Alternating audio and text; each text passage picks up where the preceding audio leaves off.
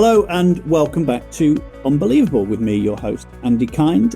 If you're here for the first time, you're incredibly welcome. If you're a regular visitor, you're equally welcome. This is, of course, the show where we talk about a range of topics, and today we're diving into one of the questions facing modern Britain, perhaps one of the biggest questions facing modern Britain, which is this: is Christianity in England really dying? Is it dead as a doornail, or is it simply a sleeping giant? And if it is dying, what are we losing along with it? Well, my guests today come from strikingly different paths, but converge on one urgent conversation. Bijan Omrani is a historian, classicist, and author of the new book, God is an Englishman, Christianity and the Making of England. In it, he argues that Christianity has shaped nearly every facet of English life, from our laws and language to our very sense of nationhood, and that its disappearance is more profound than many realise. Joining Bijan is Paul Kingsnorth, acclaimed writer, former environmental activist, and, after years immersed in Wicca, Zen Buddhism and secular searching, a recent Christian convert. Paul's journey is a fascinating one of profound spiritual reawakening in a culture that seems to have forgotten how to pray.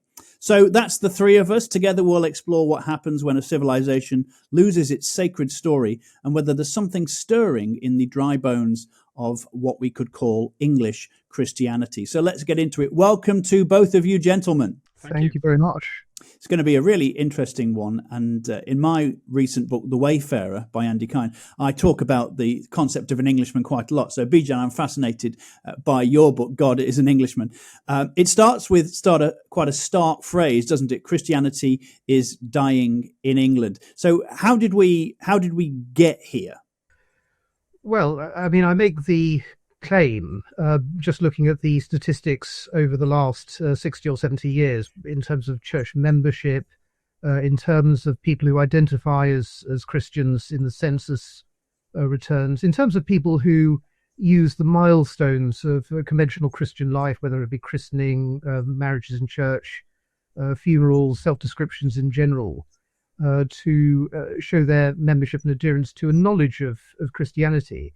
And how do we get to this spot is, I mean, being your main question. In my view, I follow this idea that it wasn't necessarily a planned thing. It's not that society chose to discard Christianity. I don't think it was anything to do with the rise of the rationalism of the Age of Enlightenment of the 18th century. I think it was much more about this perfect storm of technology in the 1960s. Combined with a change in the way that we see psychology, or we saw psychology at that time. Up until the 1960s, there was this big emphasis coming from evangelical Christian input into people working together in societies and little groups, I mean, the little platoons, as they say, where there was a real importance about charity, and charity tied to showing the dignity and giving worth to the dignity of every person being made in the image of God. That was a big part of the way that evangelicalism changed England in the 18th to 20th century. And all of so much of our life was around these little groups around churches. You didn't just have church or chapel for worship, but you had music groups, singing groups, welcoming committees, sewing circles, people who went out and helped in the parish or the streets around, people who distributed pamphlets, and then you had sporting groups, walking groups, nursing groups, coal groups, dance groups. So much of your life has lived through the church, and the church or the chapel puts out its ethics. It brings people up in the ethics of Christianity. And it also gives people the culture of Christianity, so that there's a way of interacting and understanding each other. So society was hugely important for the practice of Christianity up to that time and its propagation. And with the 1960s, suddenly there's this huge influx of cheap technology that tends towards fragmentation. So you see the introduction of the LP, great propagation of television, certainly. Radios were developing and spreading much more quickly, and the technology becoming better. The car becomes more available, central heating becomes more available, amplified music in venues become more available.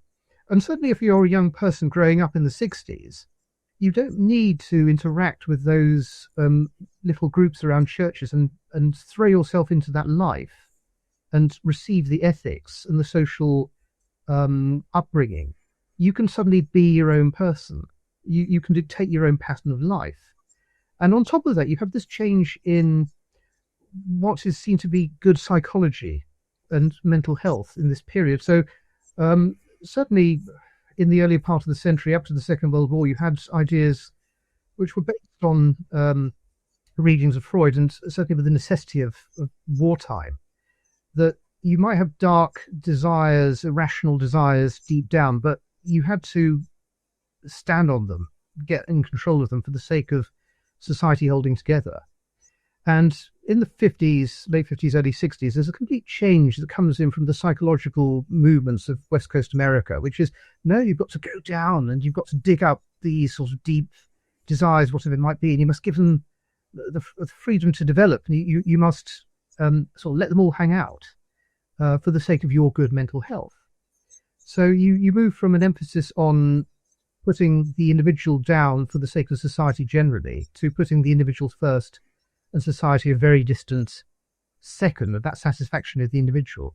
And I think those two things together, this technology which makes for the capacity of atomization, combined with this new ideological notion that atomization, the individual, is a good thing, then suddenly the transmission and the respect given to inherited wisdom, slow wisdom, breaks up. And societies break up. The society in which Christian ideas were conventionally propagated, and also the local arenas in which charity, compassion were easily given to each other, were also broken up. And I think it's taken a long time to understand the impact of these technologies and these changes. I mean, it takes time for us to realize. We don't think about the impact of new technology for a very long time until it's really changed everything around us. So I think even now we're just really getting to grips with the technologies of the 60s. But I think a lot of the problems come down to those two things working in tandem. Yeah, absolutely. 25 years ago, Christianity was still the dominant moral social voice, whereas today everybody knows in their pocket has a small piece of metal that contains all the information in the world, every possible philosophy, every possible worldview, propagated by the best communicators of that particular worldview. So there's this atomization, this fragmentation. It reminds me of that section of The Great Divorce, where the inhabitants of hell are building their houses farther and farther away from one another to have a little bit of space. And obviously what they lose through that is community. Thanks for that, Bijan. We'll bring in Paul now. Paul, your origin story is very different to Bijan's. As you were, before you came to Christ, before you came to Christianity, what would you have seen? How would you have felt about the decline of Christianity in Britain? I think probably like most people, I wouldn't have given it very much thought. I'm in my early 50s now. And I was a child in the 70s and a teenager in the 80s. And Christianity, as Bijan says, was, and as you just said as well, was still sort of in theory the guiding moral force of the country. So I grew up going to very ordinary schools in London and in the home counties in High Wycombe, where I grew up for a while. And in the schools there would be a school assembly, and you would sing the hymns, and I would learn the Lord's Prayer, and you would read the Gospels, and so I knew all that stuff. But I didn't believe in it really, and I don't think many other people did as well. I mean, I would probably disagree with you when you say that, say, 25 years ago, Christianity was the guiding moral force. I don't think it's been the guiding moral force for a very long time. I think what's been going on for a long time is that there has been a hollow version of Christianity which has just been standing like the columns in a ruined Roman temple. And the columns have finally fallen down, but I think they've been ruined for a long time. I have a book myself coming out. Since we're all talking about our books, I'll mention mine. I have Yeah, a book please, called Against the please Machine do. coming out, which is really about, it's very much a critique of technological modernity. But one of the points I come back to again and again in the book, and I didn't really appreciate it till I started writing it. It's a very similar point to the one Bijan is making, I think, which is absolutely that Christianity was the founding basis of what we now call the West. I think that's I think that's historically unarguable, whether you like it or not. It doesn't matter whether you're a Christian or not. That's just the reality of it. And for 1,000 years or more, England and pretty much any other Western European country has been formed by versions of the Christian faith. There's no doubt about that. And I agree also that what's happening now is that is collapsing or has already collapsed. And that is an enormous, huge shift, actually. It's a huge cultural and moral shift. Again, whether you like it or not is irrelevant. That's the reality of it. But I think it's been, where I'd probably disagree perhaps with Bijan is I think this has been going on for much longer than he says. I don't think this is just about, I would trace it back to at least the Reformation, to be honest with you. As an Orthodox Christian, I'd probably trace it back to the Great Schism of 1054, but we won't talk about that because it gets too complicated. But if you look at, I think the question here that you have to really talk about when you ask whether Christianity is declining or whether you think it's a good thing or not, is what you mean by Christianity. What are we talking about here? Are we talking about a force that is, Bijan used this phrase just now, for the sake of society holding together. And it's absolutely true that religions, Christianity or otherwise, could be a social glue. But the question is whether that's what they're actually supposed to be. And what are we talking about here? Are we talking about the teachings of Christ, or are we talking about a useful version of those teachings that can hold a culture together? Because those are two very different things. And I would say that from the point of view of Christianity as it was envisioned in the first 1,000 years of the faith, that has been dead or dying since the monasteries were destroyed in England. I would say that once you destroy the monasteries, once you take the saints out of the picture, once you take effectively the Christian church out of the picture and you break it up and you create the Church of England, actually, you then have a version of Christianity which is very much designed to be a social glue rather than designed to take you out of the world and towards God. And those are two different things. So the question is whether, there's no doubt at all that Christianity, as we've envisioned it for the last few hundred years, is dying or dead in England. The question is whether that's good or bad, and whether a new version would replace it. That's what I would say. So I think that the Christianity I grew up with, to me, seemed hollow and irrelevant. And I think it seemed hollow and irrelevant since Matthew Arnold was writing Dover Beach in the 1860s, because it didn't speak to people for whatever reason. So the question now is, now that that's basically died, and it has died, what happens next? Do we go into kind of nihilistic chaos? That certainly seems to be where we're heading in many ways. Arguably, we're already there. But then what comes out of that? Because I think we can all see measurably a return to certain versions of Christianity already, especially amongst young people, which is very interesting, and amongst people like me who would never have imagined 10 years ago that we'd be Christians. A lot of this is happening. And because I write about my journey, I get a lot of emails and letters from people who've been experiencing a similar thing. So there's something going on. There's some return to Christianity. So the question, I suppose, is what form of Christianity that is. Is it Christianity that's a social glue and something that's socially useful? Or is it something that's a bit deeper than that?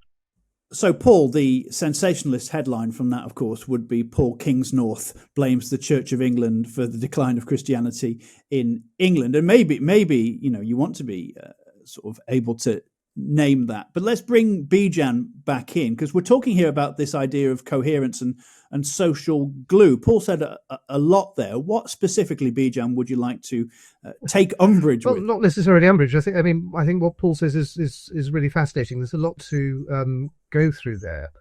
I think I want to say something about this idea of, are we treating Christianity as a social glue, as a type of utility? And I think the first thing to say is that we should not use Christianity as a utility. We lust for God. My soul cries out for the living God. And we come to Christianity because we see that as the way to have that relationship with God and that engagement with God. But I think that a very intrinsic, a very fundamental part of that relationship with God is the sense of fellowship with human beings and the development of society with human beings. So that I see that social glue, if we can call it that, is actually something which is an intrinsic part of our development of the Christian life. And I think, again, of the farewell narrative before the crucifixion, the Last Supper in John's Gospel, where, I mean, there's this profound portrayal of service. I mean, Christ, I mean, of course, he takes on the mantle of flesh at the beginning of John's Gospel, but then he is washing the feet, doing unto others, being a servant, and asking other people to be servants like him. And the point is this development of a sense of fellowship and God being with man, and then man being with man, and the sense of the Holy Spirit being with man in fellowship. And I think that this notion of that Christian life which has fellowship and the building up of each other as a society is something which, I mean, plays throughout the New Testament. So I think, I mean, certainly in the Pauline epistles, there is a profound sense of different people having different gifts, and we all work together with those various types of gifts that God gives us in order to be a church and a people together in worship of Christ. So, of course, some people can minister, some people can prophesy, some people speak in tongues, so on and so on. But we're all members of one body. We all have these different capacities, and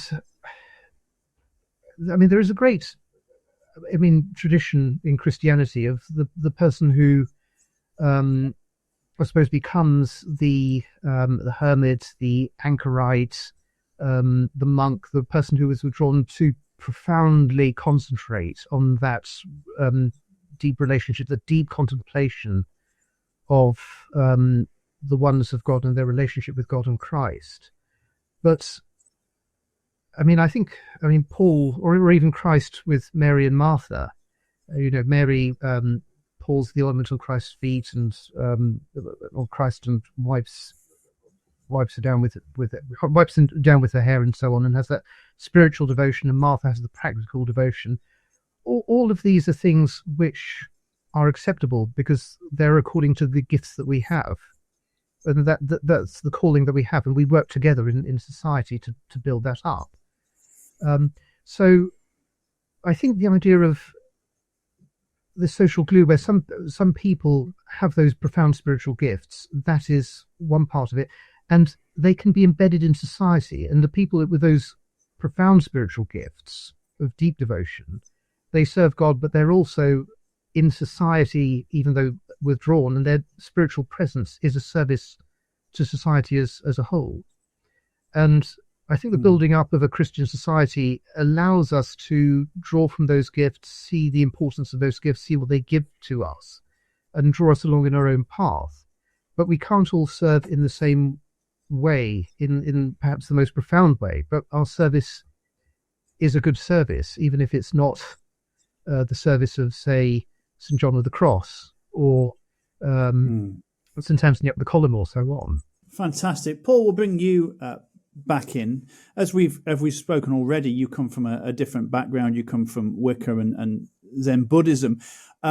What sort of legacy of Christianity would you have acknowledged whilst you were in that world, whilst you held that worldview? Were there aspects to Christianity, the legacy of the 2,000 years that we've had it, that you would have paid homage to, or you would have at least acknowledged? Were there qualities in society, in you as a human being, that you would have said derived from Christianity, even though you weren't following it at the time? Well, I suppose so. I mean, I think, like Bijan, what I was doing in my sort of 10 years of or more of spiritual searching was exactly that. I was looking for God, although I wouldn't have put it in those words to start with.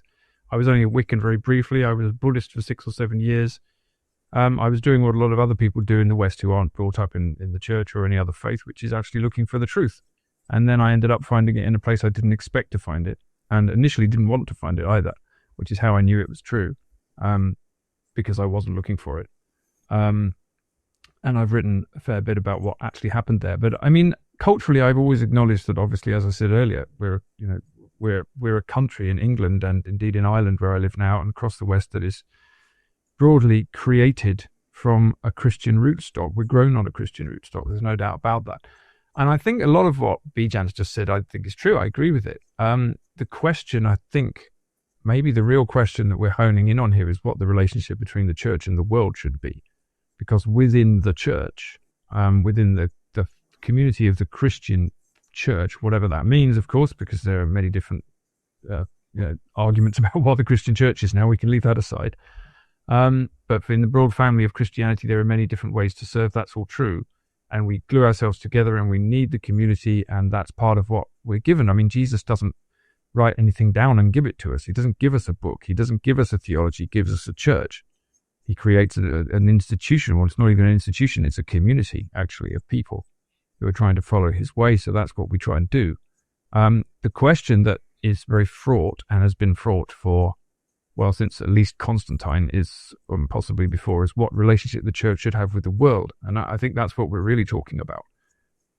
What relationship should Christianity have with the world? How much should it collaborate with power? How much does it get corrupted by doing that? How much, in order to create, and this is a question that really interests me, and I'm conflicted about it, how much does Christianity basically compromise the teachings of Christ in order to try and create this thing called a Christian society? How much of Christian societies have actually been Christian nominally, except for nominally on the surface? How much can you even be Christian except in your own heart? These are the questions. I don't think there are easy answers to them at all. I mean, I'm an Orthodox Christian, and the Orthodox Church has a kind of very up and down relationship with worldly power, and you can see what's happening now in Russia, the way that the church is being kind of manipulated for worldly ends.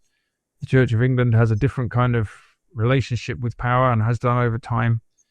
And that's the real question, actually, for me. It's how much do you compromise the teachings of Christ by trying to create a Christian society? How much should we actually ignore the idea of a Christian society and actually just try to create a good and sustain a good Christian church? Because it seems to me that when Christian societies are created and flourish, they do so because the church is really strong, because people are being Christians, and society is influenced by those Christians because it looks like a good thing to be, because it looks true and it looks real.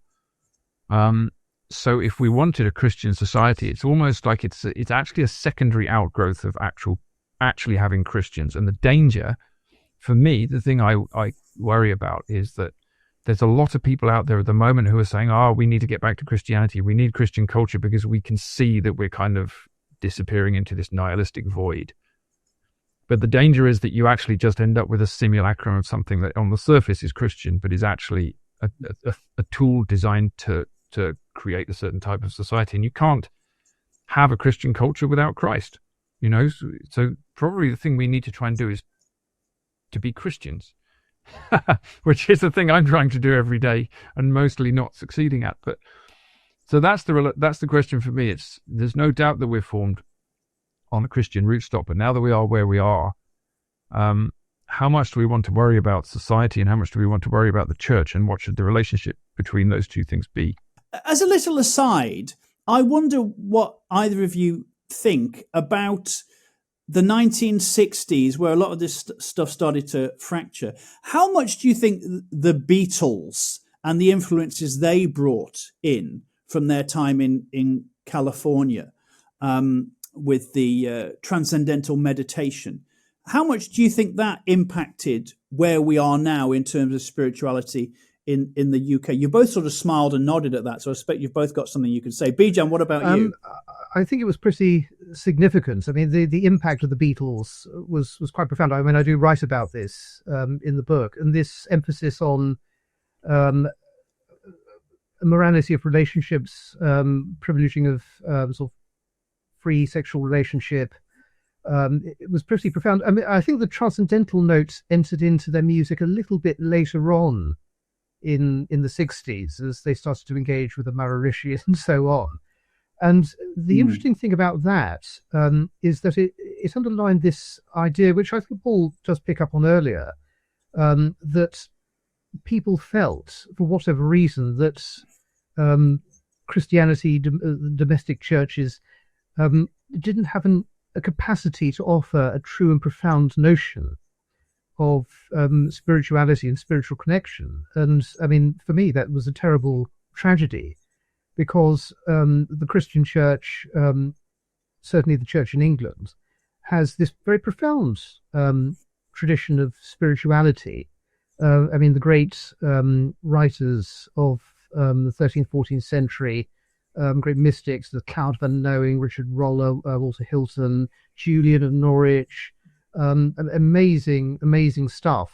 And then the great metaphysical writers of the 17th century, like John Donne and George Herbert, who are grappling with the difficulty of God in a very modern, almost scientific way. I mean, especially George Herbert, and also the notion of God as present in the world. Almost, we can see him by a contemplation of nature, that God is at work around us. That was profound, spiritually nourishing writing.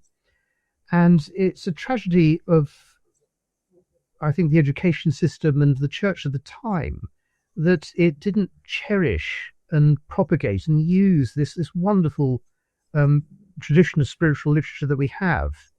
And it surrendered, and we have to go to India, we have to go east for our spiritual wisdom, and that's really not the case. And I think we have to stand by that today. We should come back to this great tradition of deeply spiritually nourishing writing. Paul, anything to add on that? Any view on Maharishi Mahesh Yogi well, and the Beatles? Well, I don't have a specific view on the Maharishi Mahesh Yogi, but I think what a lot of Bijan said there is, I was nodding along. I think this is profoundly true.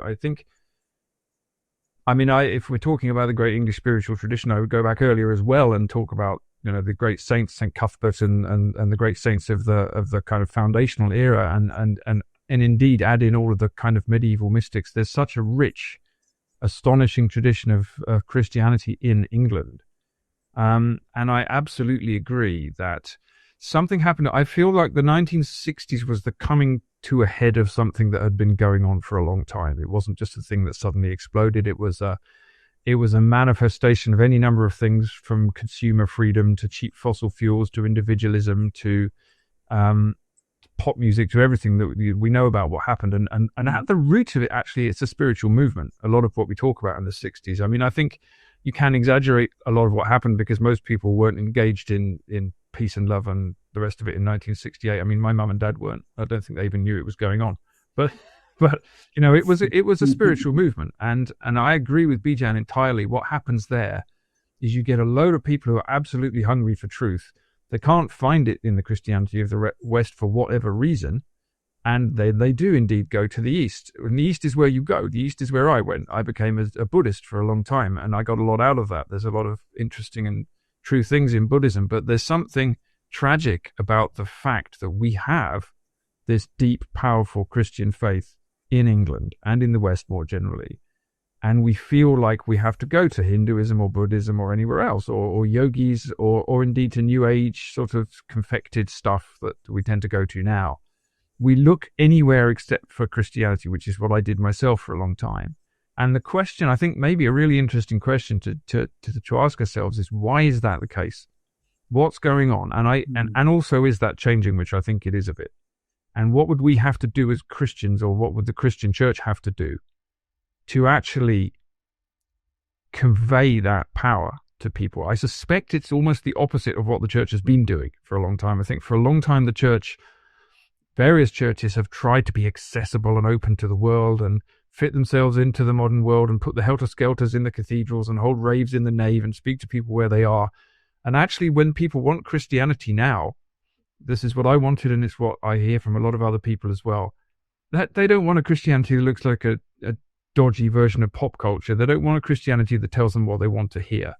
They want the truth of the faith. They want the mystical power of the faith. And when you see that, you think, wow, something's going on here. That's what people are looking for when they go to Buddhism or Hinduism or anything else. They're looking for a powerful spiritual truth that is beyond the world and will transform them. They don't want, the Beatles with a bit of Jesus in. And so something happens in the 60s, and the Beatles are a manifestation of it, where there's this great spiritual search that goes anywhere except Christianity. And I think that that's now sort of fizzled out, actually. And there's a chance for us to say, within the Christian tradition, if we're talking about England, within the Christian tradition of England, there is, as Bijan says, this deeply powerful stream that we should rediscover. We should find access to again, because it's our cultural heritage, and there's an immense amount of power and beauty. That's wonderful. I just wonder if I might pick up and sort of develop this a little bit. I'm very glad that you went even further back than I did. And I think one of the things about the 60s, and certainly the Beatles, but that general mood is that there was a general sense of the rejection of all tradition, all local tradition. So the thing about the Beatles, the music is this development of youth culture, which rejects anything that has gone before it. So we are discovering the world anew and afresh, and everything that's gone past is of no merit. So there was no desire to even see the possibility of any goodness in a tradition, and also I suppose the idea that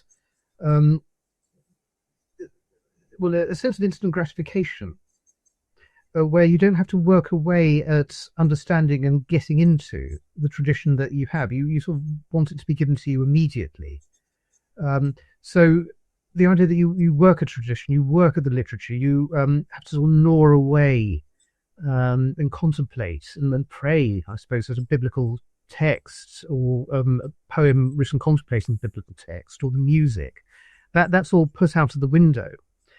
So the idea that you sort of are inculcated in your own tradition has disappeared. And if you're not prepared to work at your tradition and to grow up and live in that tradition and accept that there's anything good in it, because you are new, you are the fresh people, then that is a real problem. I agree with Paul. I think that the current generation, which has been affected by this idea in schooling in particular, I think there's been an idea in education which went in with all of this in the 1960s, that there is no absolute truth. Imagine there's no heaven, but there's no notion of absolute truth. There's nothing true that can be shared. What we should be doing in education is developing the capacity of the individual to find out their own interests and desires, and whatever you like. This is sort of the development of educational theory in the 60s and 70s. Is true for you. So that's all education gives us. And I think after 50, 60 years of that, where we don't try to teach people to know scripture, to see the possibility of a shared notion of God, you pick out of it what you want. I think after 2 or 3 generations of that, with the consequent fragmentation of all of this tradition, the youth, who are very good at discerning nonsense, bluster, they can see when something's not true. They can see when something is hollow. And I think this generation has finally cracked. And they don't want the stuff that's hollow anymore. They want the living water. I think that's true. And they can see what is being tried 7 times in the fire, you might say. Yeah, it does feel like the 60s moment has basically fizzled out. And what's interesting about it is, exactly as you say, people buy into a sort of corroded version of postmodernism in which we create our own truth. But of course, if you go to Eastern religions, they don't tell you that you can create your own truth. I mean, if you study Buddhism properly, you'll see that the Buddha is very clear that his way is the way and all the other ways are wrong. And this is the way you're going to see truth and enlightenment, by following this path. That's how it goes. And I do feel exactly that there is a hunger amongst young people now for an actual truth that's actually real. And if Christians believe that their truth is real, they have to be able to show it to people. And as you say, I mean, the Christian heritage, the Christian message can't be confined to particular cultures. Every culture has a particular manifestation of the universal story, it seems to me. So English Christianity it's Christianity, but it has a very particular flavor. It's different to Romanian Christianity, but the truth is the truth. And so we can go to our own heritage, not because it's not inherently because it's English, but because we're English and that's our culture. And so we say, well, what can we find in this? And we'll find Christian truths in other cultures too, but what can our culture say to us? And I do think it's an exciting time even though, I mean, precisely because Christianity has kind of collapsed like a pudding, actually, with the previous kind of establishment version of Christianity has collapsed like a pudding. And, you know, the church is always collapsing like a pudding, though. That's interesting. The interesting thing historically, I think Hilaire Belloc once said that the church is a perpetually defeated thing which always outlives its enemies. And I think that's exactly what happens. It's always dark before the dawn. The church collapses and then it rises again in a new form. And so I think there's a great opportunity, exciting opportunity now actually to dig into that spiritual heritage. And as you say, Bijan, the more you look into, the more you read The Cloud of Unknowing or Julian of Norwich or something, you think, wow, this is just as good as any text I'm going to get from anywhere else. You know, there's something powerful in here that we have forgotten and we could rediscover. And we have, don't we, this sort of pick and mix worldview, sort of Build-A-Bear worldview in our society at the moment. We have obviously modernism at the end of the First World War, then postmodernism, and we've got the 1960s and free love. All these influences coming in through art and literature and the influences of the day. We've talked a little bit about that, to the point where for the last however long, 20, 30 years, certainly when I was at school, the idea was about, it wasn't quite framed in this way, but it was about making yourself your best self and living your best life, even if we hadn't sloganized it in that way at that time. Very much about being self-actualizing, which is, of course, an Eastern idea. But what people failed to pass on was the idea that in Eastern thought, self-actualization isn't about your best self. It's really about understanding that the self doesn't really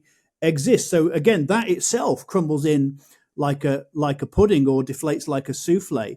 And so I just wonder for both of you whether you think, I mean, we have touched on it, but can we be more specific about what exactly is drawing young people to the gospel? Is it the idea that it's a worldview and a story combined? It's not just a belief about the world, but it's a story about how to live in the world combined, which really does offer the things that seem to be deeply desired in the human heart, Bijan? From the conversations that I've been having, I think there is this mixture where, I mean, you have the spiritual notion of a pure longing for God, a pure longing for Christ, but they are also looking for teachings and often hard teachings, and certainly hard teachings about morality and the ways to live that seem to go against this notion of sort of letting it all hang out. And very often people saying that, also younger people saying, we prefer that sense of order and discipline, which seems to have gone out of the world. I mean, certainly since the 60s, but I mean, this particular generation, I mean, you think of a generation born in 2000. I mean, I was listening to a very interesting set of speeches a couple of weeks ago at an event hosted at St. Bart's the Great with The Spectator. And one of the speakers drew to mind, if you're born in 2000, you've lived through the 9/11 attacks in 2001. You've lived through the credit crunch in 2008, which is frankly still ongoing, financially speaking. You've lived through the Iraq invasion, the Afghanistan invasion, and the consequential wars. And then you've lived through the Brexit referendum, and then you've lived through the COVID shutdown. And that generation have been through a period of, frankly, intense chaos, which the 1990s were buoyed up by easy wealth, rising house prices, different social circumstances, just didn't potentially contemplate. So there's a generational difference there. This is a world of ease from that earlier generation sort of coming of age or flourishing in the 90s, and this current generation born around 2000. So of course, this grasping for order and also this grasping for coming together is very palpable. If you're a sort of member of the younger generation living in London, you're probably living in a sort of tiny room. You can't settle down, you can't put down roots. But the society around church, where you come together in the service and in the search of something that than which nothing more profound could be. And then learning how to live with each other, and also coming into intergenerational contact. The church is giving all of these things, and wider society, which doesn't like intergenerational contact, wants to sort of euthanize the old and the infirm nowadays. But the churches embrace all of those generations and bring them together in that search. And I think that's a very profound part of it. I would agree with that commentary, which I heard from many of the speakers there. Paul, what was it for you that made you feel like you'd finally reached home with Christianity? What was it for this spiritual pilgrim that you were that stopped you seeing yourself as spiritually homeless and thinking, I am home now? How did that come about? How did those two pieces of the chain finally link? Yes, it's a good question. I mean, I was a a young man during the 1990s, and Bijan's right. It was sort of a bit empty in the 90s, but it was also fun, and we had Britpop, and it was all good, and everything was fine, and the society was kind of more or less working.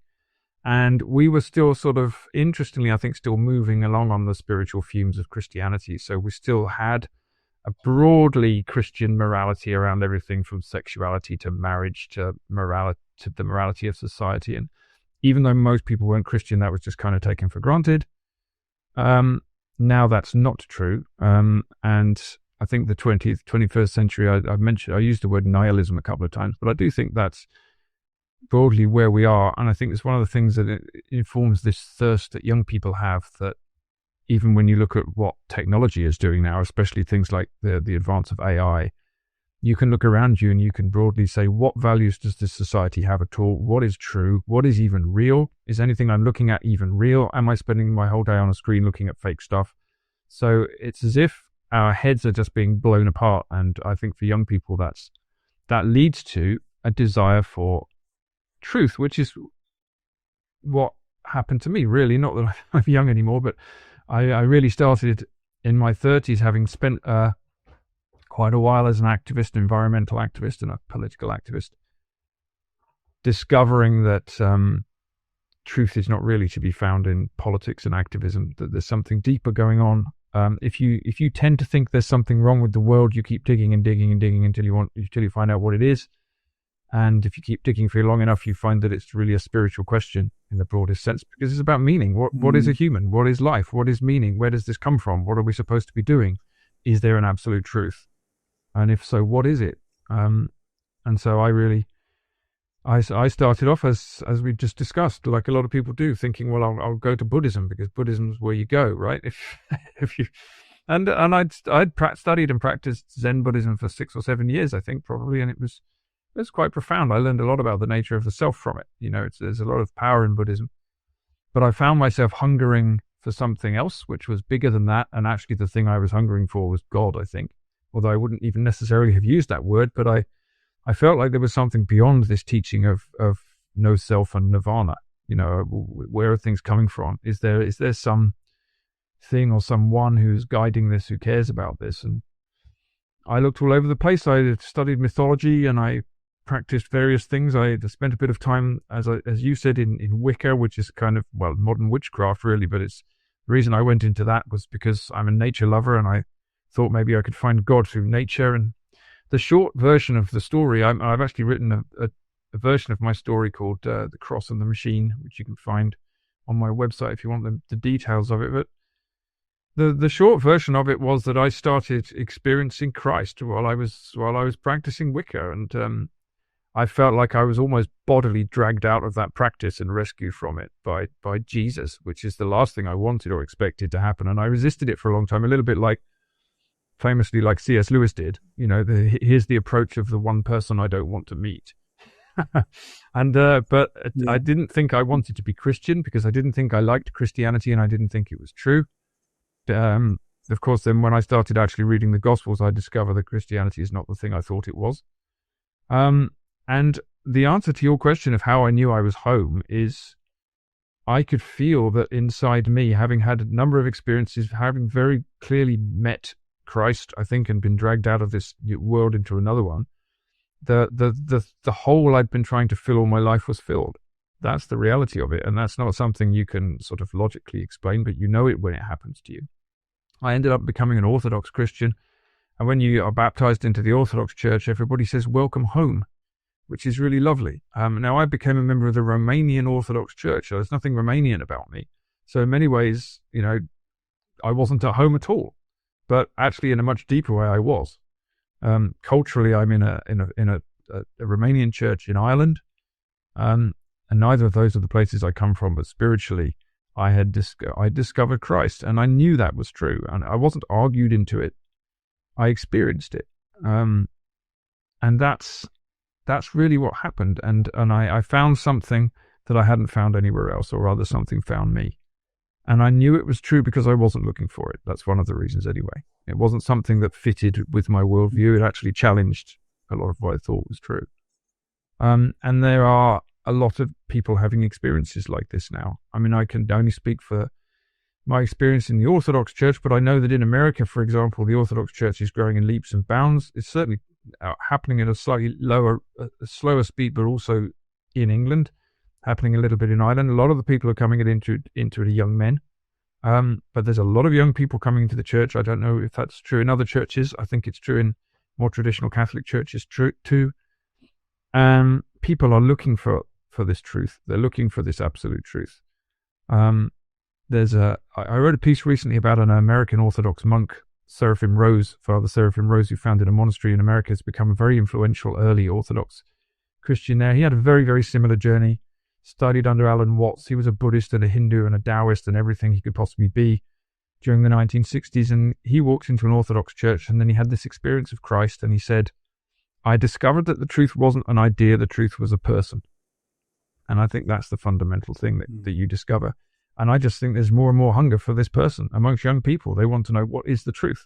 And as Bijan says, they're now, a lot of people have had it up to here with the idea that the truth is relative and you make it up yourself. They want to know if there's something bigger than that. And there is. So the question is how we sort of talk about it. We've had a wide-ranging conversation so far, but I think the question I want to ask at the start of this final part to both of you is, how does Christianity get its confidence back? I mean, even the most cynical skeptic would say it just won't go away. Yes, maybe it switches continents from time to time and regrows like the necromancer in Tolkien, but it doesn't actually go away. So how do we in Britain, in England, with the legacy we have of such robust Christian thinkers down the years, how do we get our confidence back? Bijan, we'll start with you. Yes, I mean, I think confidence is something this is at the heart of the Christian faith. I mean, those great words of Christ in John's Gospel, in the world you will encounter great grief, but be strong, for I have overcome the world. And that word in Greek, tharseta, I mean, it both means be strong, be confident, be of good cheer. It's untranslatable. And I think that's a keynote that all Christians should embrace as much as possible at all times. And I think the regrowth of confidence, firstly comes from, the embrace of that message in each of us individually. But then the regrowth of Christianity, I think, comes from us being moved by that to do everything in our power to regrow it. And I think of, as an example, the work of the evangelical movement in the 18th century, following Wesley, following the growth of Methodism, where, in his view, and in the view of many of those revivalists, they had a sense that you were stuck with a sort of moribund, somnolent Christian establishment that wasn't really true to its roots. It's become very corrupted by worldly wealth and secular power, and it had lost connection with the people. The churches were pretty empty. But that confidence of those individual preachers, like Wesley, to go out and be in the field. And I think that trusting in trusting in all of that, possession of Christianity, that the message is good, and not holding back on any of the fullness of the message or the complexity of the message or the hardness of the message, and then being confident in all of the cultural inheritance that we have to be able to propagate and explain and evangelize all of that message.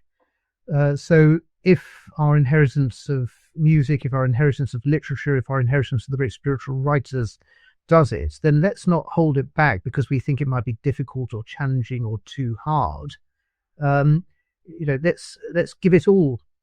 Let's give it all in full-bodied power. And let's have the confidence of those of us who have worked with those who know those texts, who know those things, to explain them and share them, and to say, let them be propagated. And with Scripture itself, it may be hard, it may be complicated, but let's give it out. Let's share it with confidence. So I think really it's something that is incumbent on us individually to share, because I don't feel a great confidence in the institutions of states, in great cultural institutions to do that work. But I think the work of the evangelicals in the early 18th century and 19th century to make grand changes in the world around us is very clear.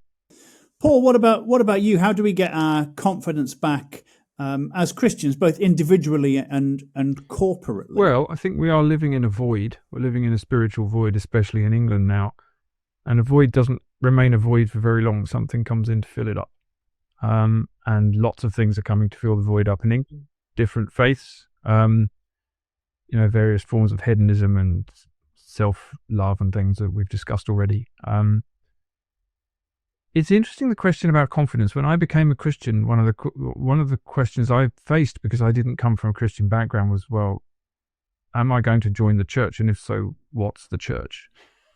I come from England, where the church is the Church of England, and I live in Ireland, where the church is Catholic, and I had a lot of questions about which church I should join, and I ended up in the Orthodox Church, which I came to through a process of research, but also a process of prayer.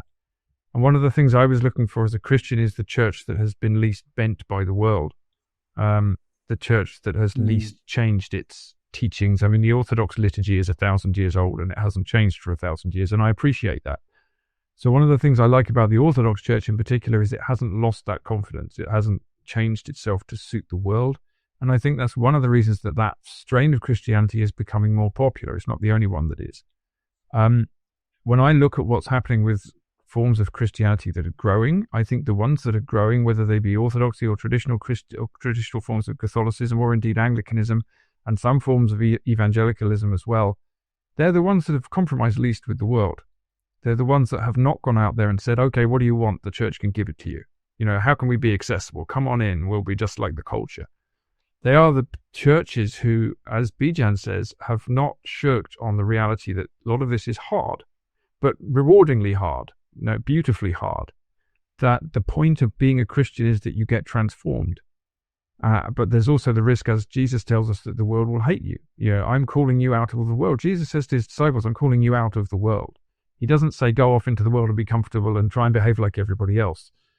And if you look at the growth of the church in the early centuries of Christianity, interestingly, there's not much evangelicalism at all. There's not much missionary work between St. Paul and St. Patrick.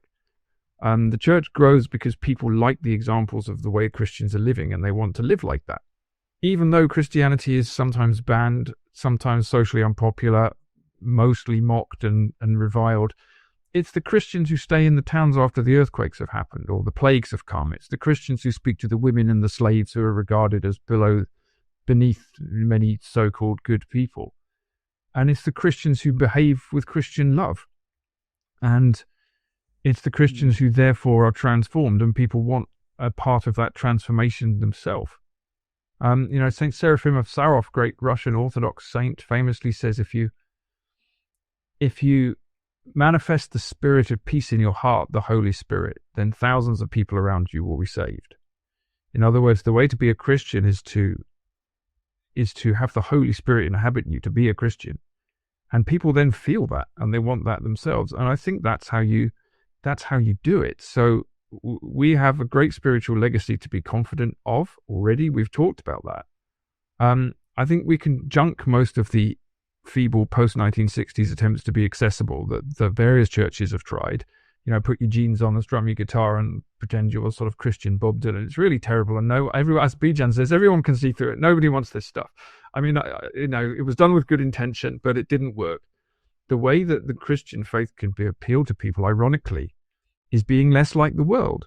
Not for the sake of it, but just because the church isn't the shape of the world. It's a transformative thing. And I think people who really want to be transformed by the truth ought to be attracted to it. And they can be, because it's all there.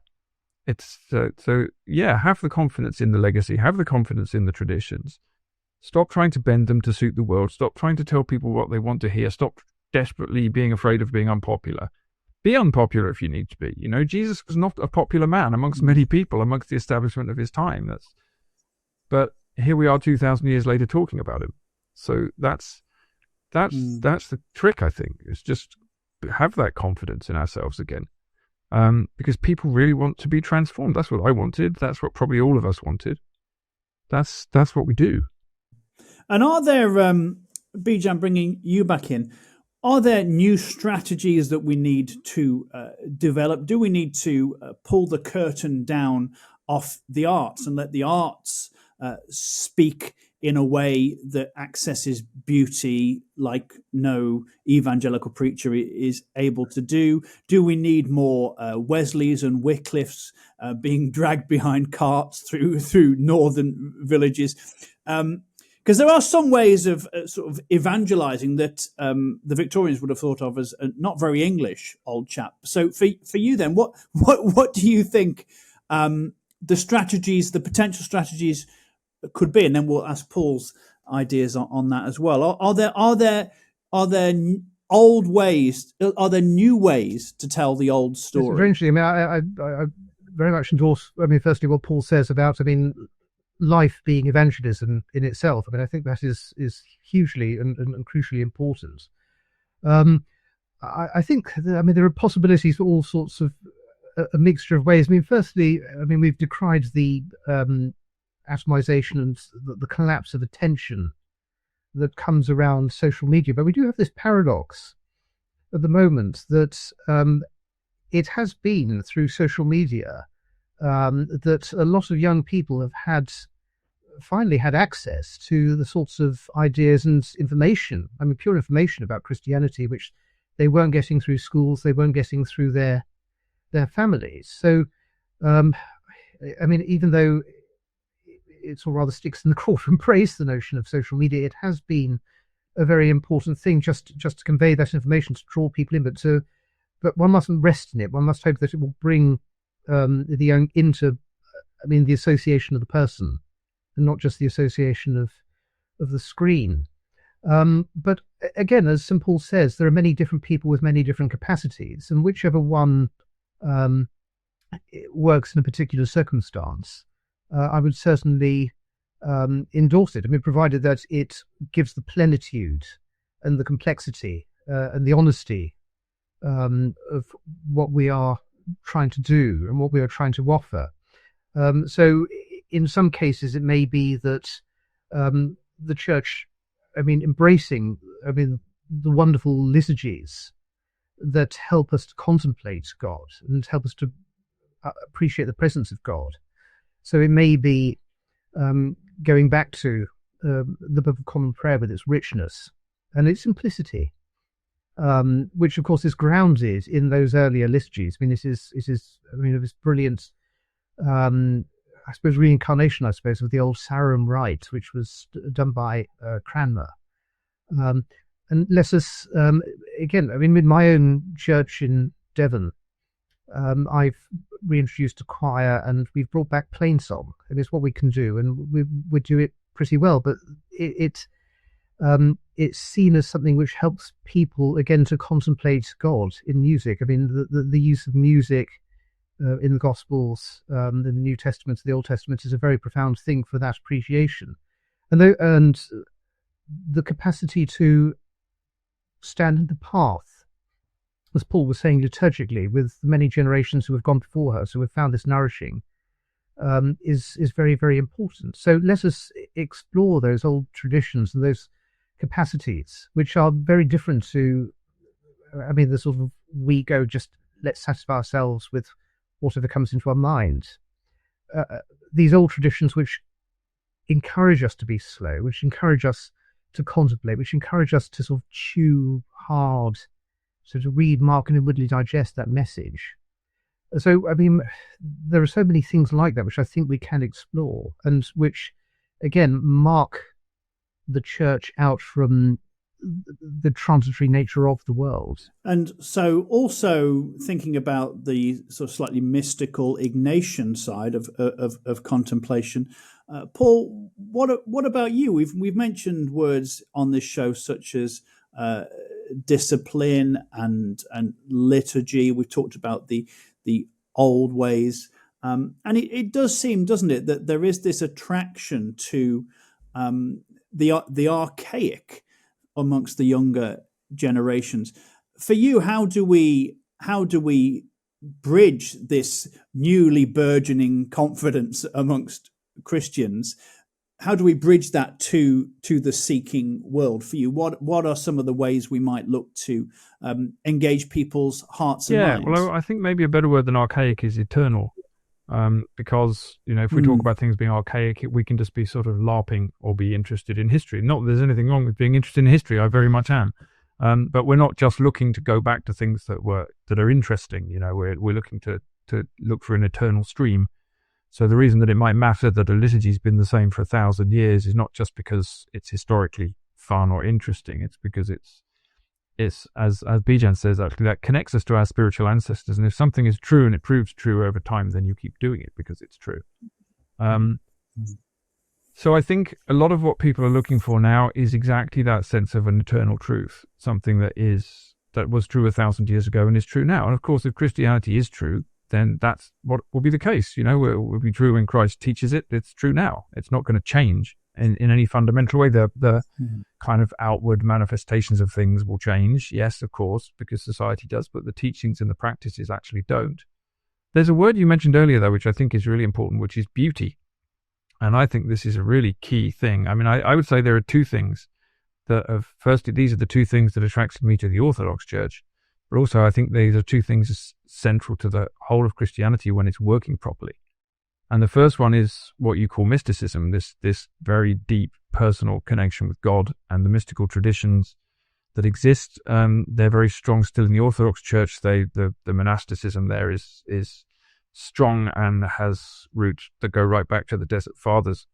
But as Bijan says, if we're talking about English Christianity specifically, we have a very particular mystical tradition that also, actually, if we're talking about the saints of the early church, like Cuthbert, who we mentioned earlier, or Aidan or Petrock, these people are existing as the Desert Fathers existed, except that instead of being in the deserts of Egypt, they're in Northumberland, or they're in Cornwall, or they're in Kent or something. So that tradition is our tradition too.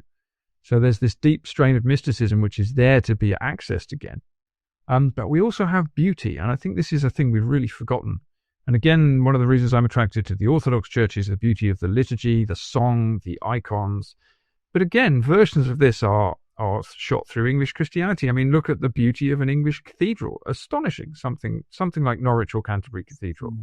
Look at the beauty of, I mean, unfortunately, so many of the shrines and the holy wells and the rest of it were destroyed during the Reformation, but some are still there. I can't think of, some of the most beautiful and peaceful places I've ever been in the world are English parish churches in the countryside. I could spend my life just wandering around English country churches.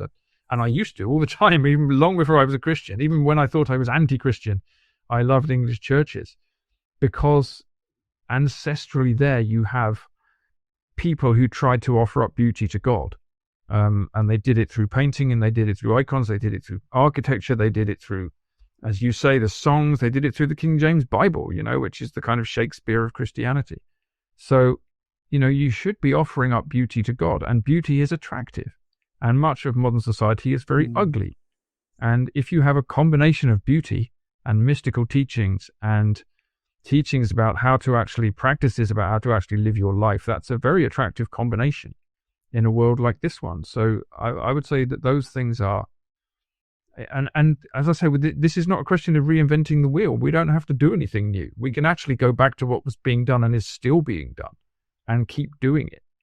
And that in itself, I think, is a very attractive thing. It was certainly attractive to me. Paul, I'm so glad you mentioned beauty. I mean, the idea that we worship in the beauty of holiness is something that's repeated. I mean, actually, in both the Old and New Testaments. I mean, the idea that we give our very best to God, and the creation of beauty. It's not sort of an idol in itself, but it is something that shows that we've gone to our utmost to give what we can. So, I mean, the creation of beauty is in itself a profound act of worship, but then the contemplation of beauty is something that in itself helps us to contemplate the idea of God. So, I mean, the beauty of a church, the beauty of paintings, it's not that we're worshipping them, it's not idolatry, but it helps to move our minds towards that contemplation of the things that we can't see or we can't articulate, but it's the closest that we can get. And it sort of it pierces the veil of pure matter, doesn't it? I suppose in that respect, there's that quote which is of questionable origin, but whoever said it first said, "God spoke today in flowers, and I, who was waiting on conversation, missed it." I haven't heard that. That's rather lovely. I can't remember whether but flowers seem peculiarly the poetry of Christ. I can't remember. Consider the lily of the field, exactly. Yes, indeed. Yeah. So, Bijan, anything else from you on beauty? Because I'm always, as the producer will tell you, I'm always trying to veer the conversations towards talk of beauty. And if you're interested, listener, Premier Christianity magazine is running an article written by me, Andy Kind, on beauty as one of the forgotten arguments for God. So that's in the August issue, and I think it's perfectly apt that I should mention that on Unbelievable. But Bijan, anything else from you? We've got about 5 minutes left, so let's go big on beauty. Let's go big on beauty as the doorway in the wall of the world. I mean, one thing that's also worth talking about beauty in this context is that in the world of evangelization, and I think of the 19th century and the rise of the Anglo-Catholic movement in the Anglican Church, where they insisted on regaining this idea of the beauty of holiness. So going back to a lot of that medieval inheritance which had been lost in the iconoclasm of the Reformation. And one of the important things about that Anglo-Catholic movement is that beauty, that richness, was a way particularly of evangelizing the poor and outcasts in society. So a lot of the Anglo-Catholic movement was very dedicated to going, into, say, East London, into the slums, and giving people, the poorest people, these sort of churches of high beauty, and saying to them, you, despite your poverty, are made in the image of God. And this beauty is something which belongs to you. And you, despite your low station in society, this belongs to you. This beauty, this splendor, and this access to God belongs to you as much as the richest person in society. So, I mean, certainly in the English tradition, that use of beauty and that encouragement of people to reach God through the contemplation of beauty, through the contemplation of the sacraments, is something which was very important in that world of evangelization. And I think it is something in this time now where sort of immediate satisfaction, immediate utilitarianism has brushed aside this notion that we should be given beauty. I mean, again, coming back to that, making use of that is very, very important in encouraging a Christian life amongst us again.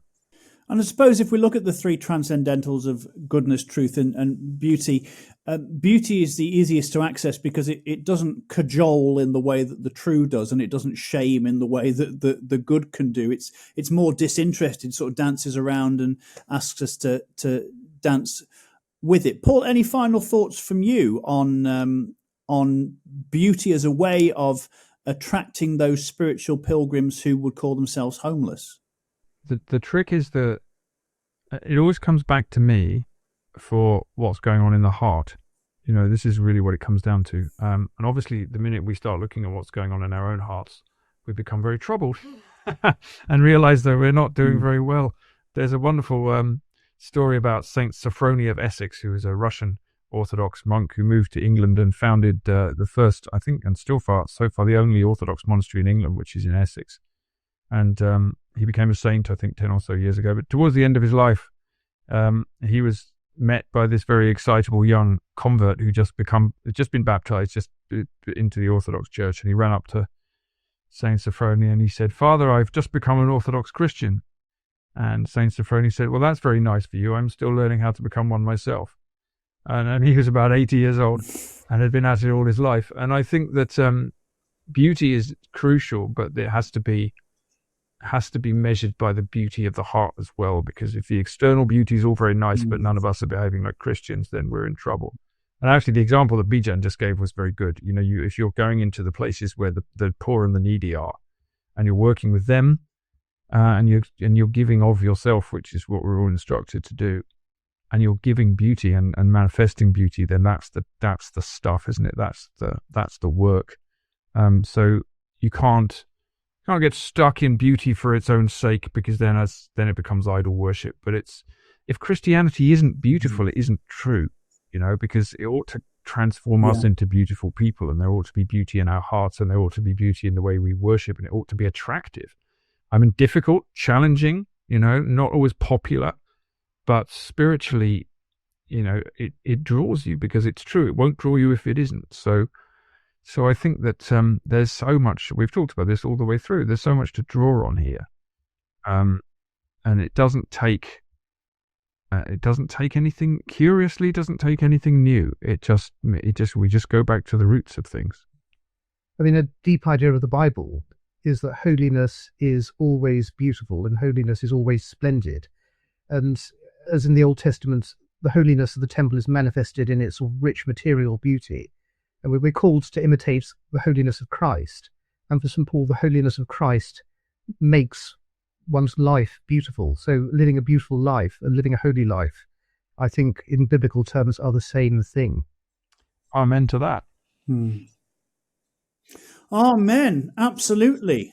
We will thank the architect if the building was standing and is structurally sound, but people stop and stare at beautiful buildings. The gospel can be both. The gospel needs to be both. The gospel is both. What a lovely place to land there, friends. Thanks, everybody, for watching and listening to Unbelievable. We've been talking about the question, is Christianity really declining? Is it really dying? Is it really dead in the UK? How does it revive or resurrect? I think we've left it on a real note of hope, and of course you merge hope with order and you get beauty, which is what people are seeking anyway. Thank you so much to my guests, Paul Kingsnorth and Bijan Omrani. You can check them both out. Bijan has a lot of YouTube clips that you can watch about his book, God is an Englishman. And Paul Kingsnorth has a book available. Go to Paul's website, paulkingsnorth.net, and purchase his book. I'm sure they're both excellent pieces of work, if today is anything to go by. On behalf of myself and all the team here at Unbelievable, thanks for tuning in. We will speak to you again very soon. Like and subscribe on YouTube, follow us on Apple Podcasts, and see you soon. Goodbye.